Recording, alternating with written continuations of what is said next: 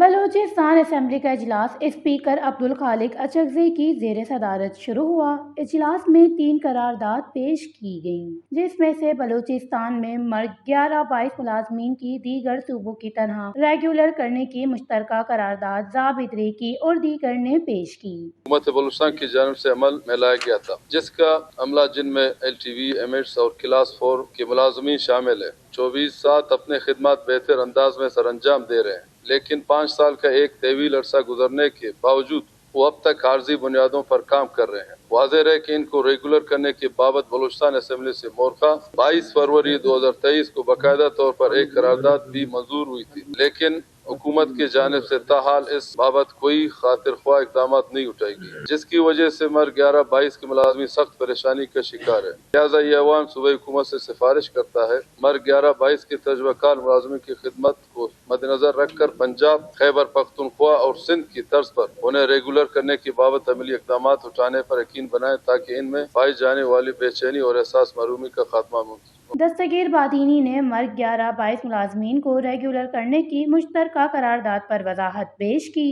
یہ مرگ 1122 جو ایمرجنسی رسپانس سینٹر یا کوئک سینٹر ہم کہہ سکتے ہیں، تو کم از کم بلوچستان کا کورڈ ایریا اتنا بڑا کورڈ ایریا رکھتا ہے، اور اس میں یہ ملازمین اپنی جو ڈیوٹی کلاس 4 کے ملازمین شامل ہیں جو بہترین انداز میں اپنی دے رہے ہیں، لیکن 5 سال کا طویل عرصہ گزرنے کے باوجود یہ ابھی تک جو ہے پرماننٹ۔ تو میری گزارش یہ ہے اس ایوان کے ذریعے CM صاحب بھی بیٹھے ہوئے ہیں کہ کم از کم یہ ملازمین کو ریگولرائز کیا، اور ایسے کئی سینٹرز جو ہمارا بلوچستان انتہائی کورڈ ایریا سے بڑا ایریا ہے، ہر ڈسٹرکٹ میں کافی، اگر ابھی چند ڈسٹرکٹ ہیں تو اس کو کافی بڑھایا جائے، اس میں ایمرجنسی جو رسپانس سینٹر ہے ان کو ریگولر کیا جائے، اور ان کی تعداد جو ہے پورے بلوچستان تک جو ہے، جیسے میں نے آپ کو چمن کا یا ذوب کا یا کراچی کا یا تفتان کا یا ڈیرہ مراد جمالی یا کوسٹل ہائی ویز کو بڑھایا جائے، اور یہ جو ملازمین ہیں جو کام کر رہے ہیں اور ایکسپیرینس 5 سال کا ان کا ہے، میری ریکویسٹ ہے کہ ان کو ریگولرائز کیا جائے۔ سردار زادہ فیصل خان جمالی نے قرارداد پر وضاحت دی اور قرارداد واپس لینے کی درخواست کی۔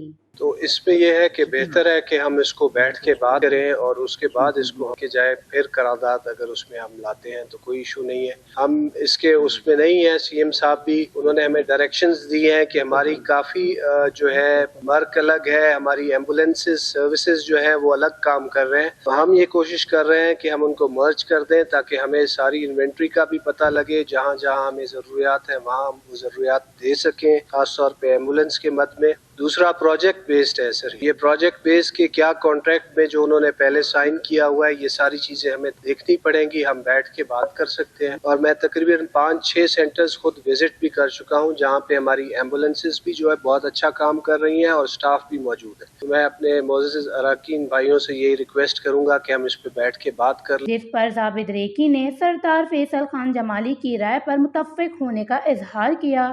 بیٹھنے کے لیے تیار ہے، جو نیشنل ہائی وے جدھر بھی ہے، چاہے کوئٹہ سے پشین چمن، چاہے یہاں سے کوئٹہ، چاہے یہاں سے کوئٹہ سے گوادر، یا یہاں سے کے دفتان، جدھر بھی CBA نصیر آباد ہے، ہم کہتے ہیں بیٹھنے کے لیے تیار ہے۔ اس کو عملی جامہ پہنائیں سر۔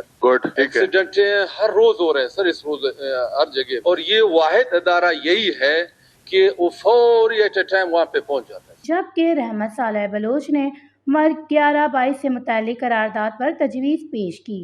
ہمارے پاس ہزاروں کی تعداد میں مستقل ملازمین ہیں۔ مصیبت یہ کہ جس کو ملازمت نہیں ہے، بے روزگار ہے، اور روتا ہے۔ جس کو آپ ملازمت دو گے، آپ یہ پڑتا ہے کہ سر میں ڈیوٹی سے کیسے آزاد ہو جاؤں۔ یہ غلط بات ہے۔ میں یہ تجویز دیتا ہوں کہ اس قرارداد میں ایک ترمیم لائی جائے۔ اس کی میں نیشنل پارٹی کی طرف سے، اپنے اراکین کی طرف سے میں حمایت کرتا ہوں کہ اس کو باقاعدہ ایک ایکٹم پاس کریں۔